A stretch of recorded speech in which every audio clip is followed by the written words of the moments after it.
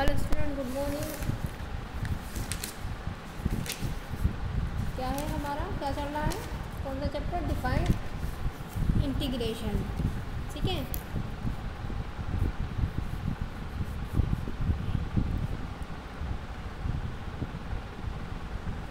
Defined integration.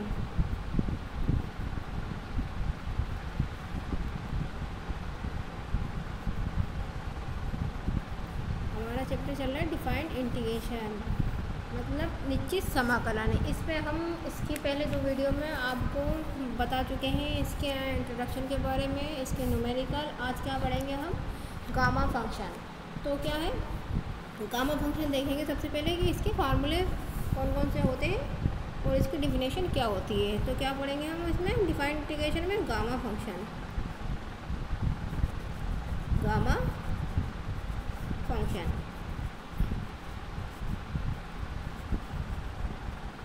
क्या है हमारा? Gamma function. तो इसकी डिफिनेशन क्या है वो हम देख लेते हैं। गामा फंक्शन को gamma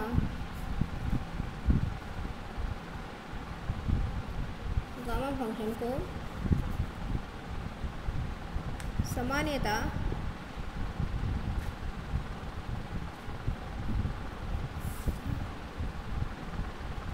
gamma N factorial N से सूचित किया जाता है।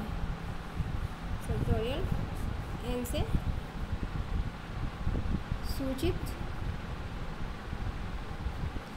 किया जाता है। इसे गामा एन से सूचित किया जाता है, मतलब फैक्टोरियल एन से सूचित किया जाता है। अब क्या है इसे हम क्या कहते हैं? इसे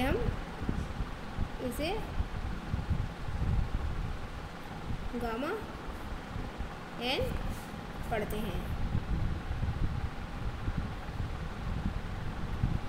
अब क्या है इसकी डिफिनेशन देख लेंगे कि गामा फंक्शन की डिफिनेशन क्या होती है। क्या होगी गामा फंक्शन? गामा फंक्शन को सामान्यतः गामा एन से सूचित किया जाता है और इससे क्या है गामा एन पढ़ते हैं हम। अब क्या है, अब हम देख लेंगे इसकी डिफिनेशन।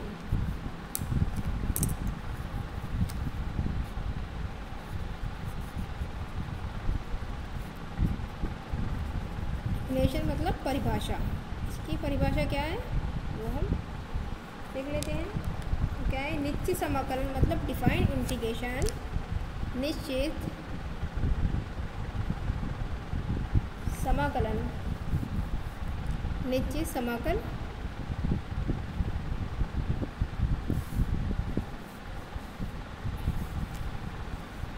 इंटीग्रेशन 0 से लेके इन्फिनाइट e की पावर माइनस x की पावर n, x की पावर n, ठीक है, dx, जहाँ n क्या है? एक धनात्मक पूर्णांक है, जहाँ n एक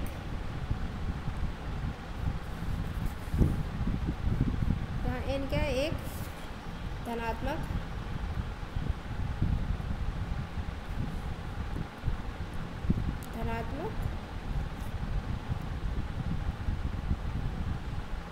पूर्णांक है।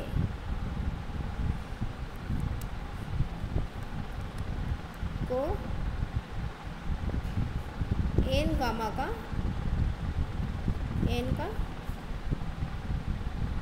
गामा फंक्शन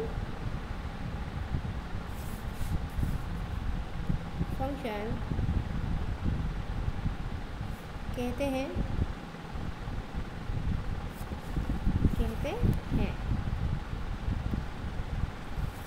अच्छा,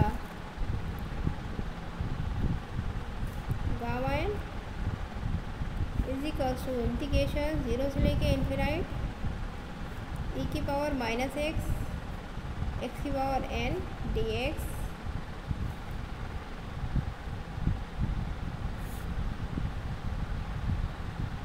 ग्रेटर देन 0। इसके क्या है? इसके गुण हैं, इसके कुछ निम्न गुण हैं।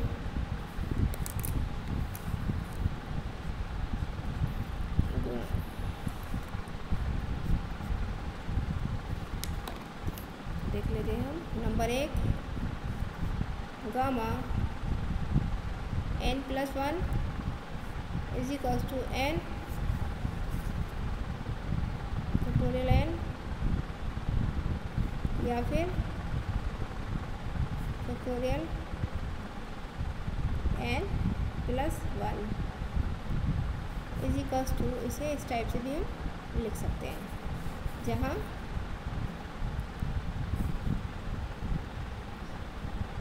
यार n क्या है धन गुणांक, धन गुणांक है। अब क्या है फैक्टोरियल 1 इज इक्वल्स टू क्या होती है, इसकी वैल्यू 1 होती है, और नंबर थर्ड क्या है फैक्टोरियल 1/2 इज इक्वल्स टू, इसकी वैल्यू क्या होती है √π। अगर जहाँ 1/2 लिखा होगा फैक्टोरियल मतलब गामा, तो वहाँ क्या हो जाएगा इज इक्वल्स टू √π।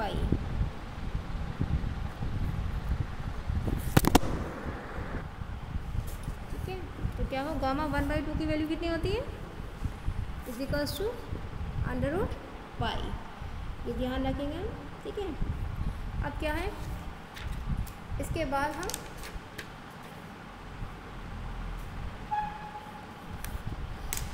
देख लेते हैं। अब क्या है, अगर हमें कहीं दे रखा है इंटीग्रेशन 0 से लेके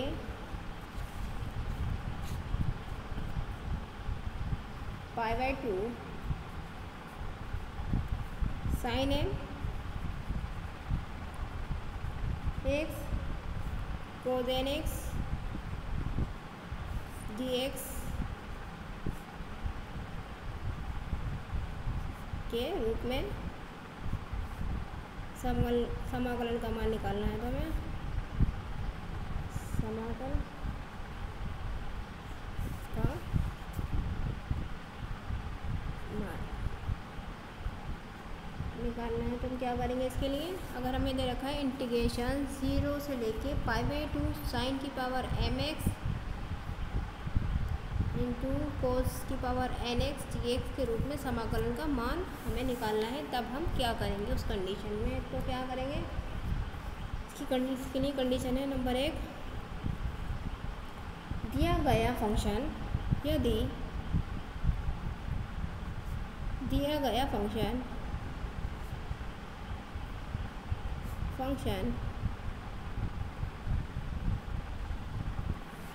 इंटीग्रेशन 0 से लेके π/2 sin mx cos nx dx है ना, dx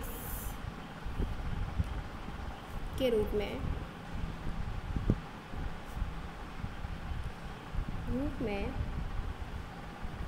dx के रूप का हो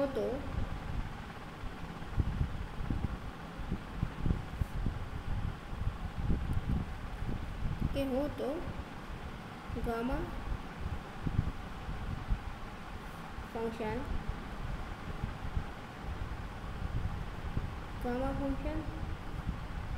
की सहायता से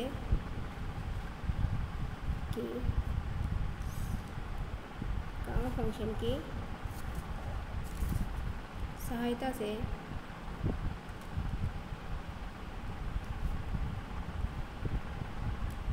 इसका मान आसानी से निकाला जा सकता है। इसका मान आसानी से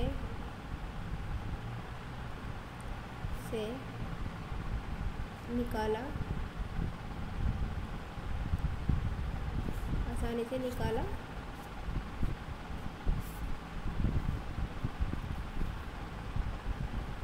जा सकता है।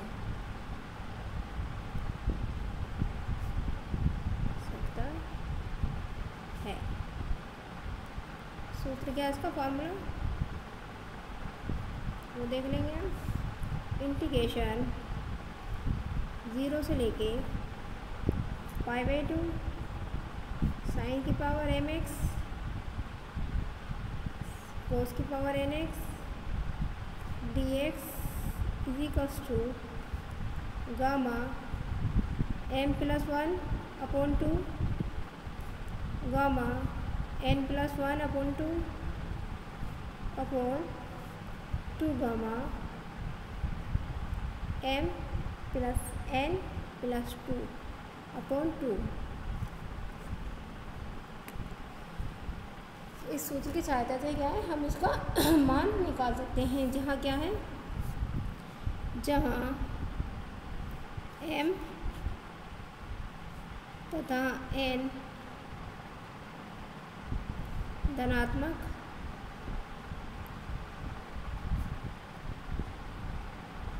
पूर्णांक हैं।